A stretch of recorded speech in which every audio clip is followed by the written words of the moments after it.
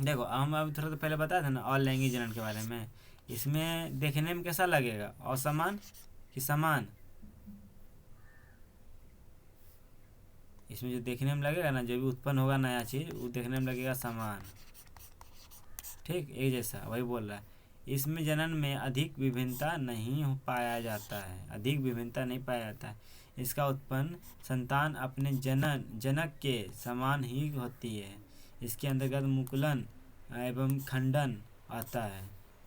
मुकुलन अपने शरीर के शरीर के किसी भाग के टूटने से संपूर्ण शरीर का क्या होता है, निर्माण होता है, वही मुकुलन कहलाता है।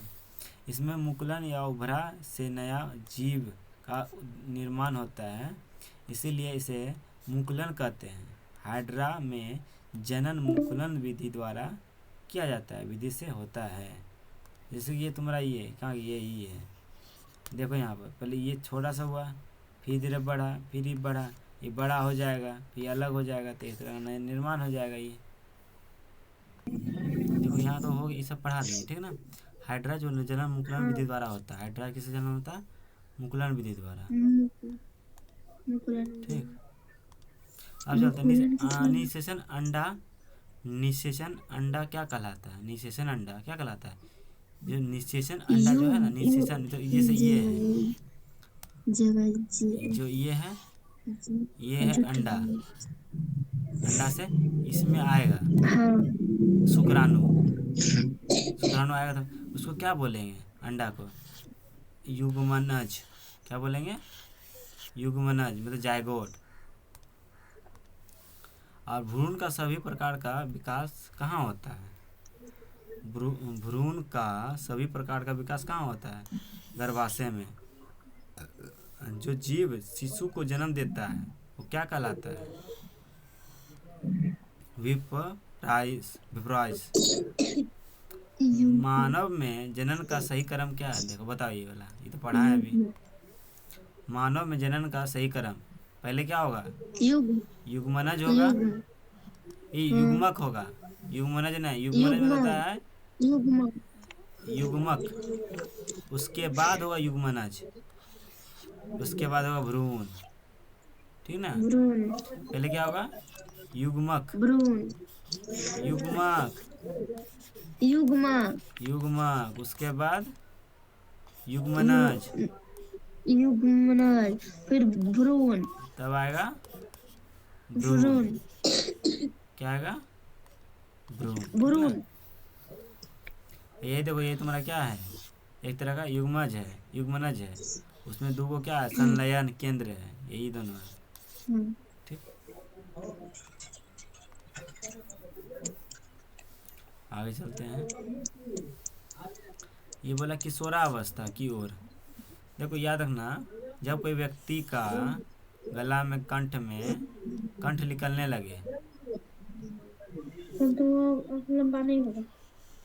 क्या वो धीरे धीरे वो बढ़ने लगा, जब कंठ निकलने लगा ना, उस समय ना हाँ बढ़ रहा है, मतलब बढ़ गया, और आवाज़ इसका क्या हो गया, चेंज हो जाता है, हाँ वॉइस हाँ चेंज हो जाता है। कब से कब तक? 11 से लेकर 19-20 के उम्र में, ठीक। तो क्या बोला, जीवन काल का वह अवधि जब शरीर में ऐसी परिवर्तन होती है जिसे परिपक्वता आती है। किशोरावस्था का जन्म समय मतलब समय 11 वर्ष से 18 वर्ष तथा अथवा 18 19 वर्ष तक होता है। 19 किशोरा को टिटनस भी कहा जाता है, टीनेसर क्या बोलते हैं, टीने सर्जर भी कहते हैं। सर लड़की में लड़कों की तुलना में 1 या 2 वर्ष पहले प्रारंभ हो जाती है, क्या? 2 वर्ष किशोरावस्था पहले 1 या 2 वर्ष पहले हो जाता है किशोरावस्था लड़की में। किशोरावस्था में होने वाला अनेक परिवर्तन यौवनारंभ आरंभ का संकेत है। जब जनन परिपक्व पूर्ण होने के साथ ही यौवनारंभ समाप्त हो जाता है। जैसे युवा नर्भ क्या लिखा हुआ ये रे? योग रम योरा योव नार नारम नारम नारभ में में होने होने वाला वाले परिवर्तन। परिवर्तन। एकांक लंबाई में परिवर्तन मतलब लंबाई अचानक बढ़ने लगेगा। अचानक शरीर के क्या होता है, आकृति परिवर्तन हो जाएगा। स्वर मतलब आवाज़ में भी अचानक परिवर्तन हो जाएगा। लिरिक्स में वृद्धि हो जाएगा। स्वतंत्र को एंड्रम्स एप्पल भी कहते हैं।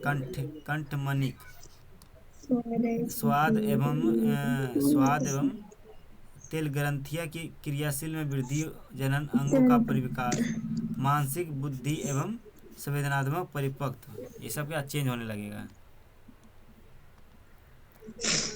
देखो यही है, कंठ है, क्या बोलते हैं इसको, एंड्रम्स एप्पल। किशोर लड़का का स्वरंत्र एंड्रम्स एप्पल्स। एंड्रन एंड्रीनल ग्रंथि, एंड्रिनल ग्रंथि ग्रंथि यह दोनों वृक्क मतलब किडनी के ऊपर पाया जाता है। ये जो है दोनों किडनी के ऊपर पाया जाता है। इसे एंड्रिनल नील हार्मोन का स्राव करता है। यह हार्मोन शरीर में एक नमक की मात्रा, क्रोध, चिंता और उत्सर्जन को नियंत्रित करता है। इसे लड़ो उड़ो हार्मोन भी कहते हैं। क्या बोलते हैं, लड़ो उड़ो हार्मोन भी। देखो ये तो यहाँ पीयूष ग्रंथि है, पूछेगा पीयूष ग्रंथि कहाँ पाया जाता है, ये मतलब माथा के आसपास में पीयूष ग्रंथि। और थायराइड ग्रंथि कंठ के पास। एंड्री ग्रंथि यहाँ अमाशय के आसपास। स्त्रिया में अंडाशय की स्थिति यहाँ पर होता है, वृषण यहाँ पे। मनुष्य के शरीर में अंतःस्रावी ग्रंथि की स्थिति, यही बता रहा तुमको। सबसे बड़ा मिश्र ग्रंथि अग्नाशय, इसको बोलते हैं पेनक्रियास। क्या बोलते हैं, पेनक्रियास। क्या बोलते हैं, पेनक्रियास। देखो इसके बीटा सेल से इंसुलिन निकलती है। क्या निकलती है, इंसुलिन निकलती है, जो ग्लूकोज को ग्लाइकोजन में बदल देता है। इसके अल्फा सेल से ग्लूकोन का स्राव होता है। अल्फा सेल से क्या निकलता है, और बीटा सेल से ग्लूकोज को ग्लाइकोन में बदल देता है। ये बीटा सेल क्या करता है, इंसुलिन निकालता है। बीटा सेल ग्लाइकोज में बदल तो देता है। बीटा सेल जो है इंसुलिन निकालता है। क्या निकालता है, इंसुलिन निकालता है। हाँ, निकालना मतलब स्रावित करता है। अब ग्लूकोज को ग्लाइकोजन में बदल देता है। ग्लूकोज को ग्लाइकोजन में बदल देता है। इसके अल्फा सेल से ग्लूकोगोन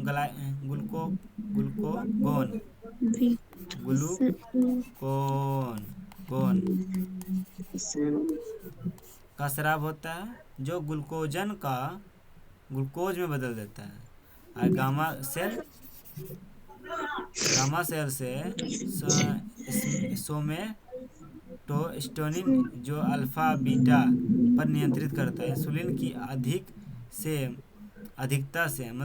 की अधिकता सेवन से मधुमेह नामक रोग होता है। इंसुलिन की अधिकतम से मधुमेह, इंसुलिन के कमी से होता है सर। नहीं, देखो इंसुलिन की अधिकतम से मधुमेह नामक रोग होता है। अधिकतम अधिक हो जाएगा ना इंसुलिन, मधुमेह रोग होने लगेगा। देखो अब पीयूष ग्रंथि, इसको बोलते हैं पिट्यूटरी ग्लैंड। ये इससे वृद्धि हार्मोन का स्राव होता है। क्या होता है, वृद्धि मतलब हाइट बढ़ाने वाला जो हार्मोन होता है ना, इसी से स्राव होता है। यह सभी ग्रंथि पर नियंत्रित करता है। इसे मास्टर ग्रंथि भी कहते हैं। इसको क्या बोलते हैं, मास्टर ग्रंथि भी कहते हैं। पीयूष ग्रंथि मास्टर से ग्रंथ। स्रावित हार्मोन जनन अंगों को स्टोटेरोन तथा एस्ट्रोजन स्त्री में स्रावित करने के लिए उद्दीपित करता है। रुधिर प्रभाव में स्वतंत्र स्रावित किया जाता है तथा शरीर के विभिन्न भागों में छलित स्थल तक पहुंचाता है। युग्मनज के साथ समय समय समय शरीर में परिवर्तक को उद्दीपित करता है। ये युग्मनज के शरीर का परिवर्तक हार्मोन द्वारा नियंत्रित करता है।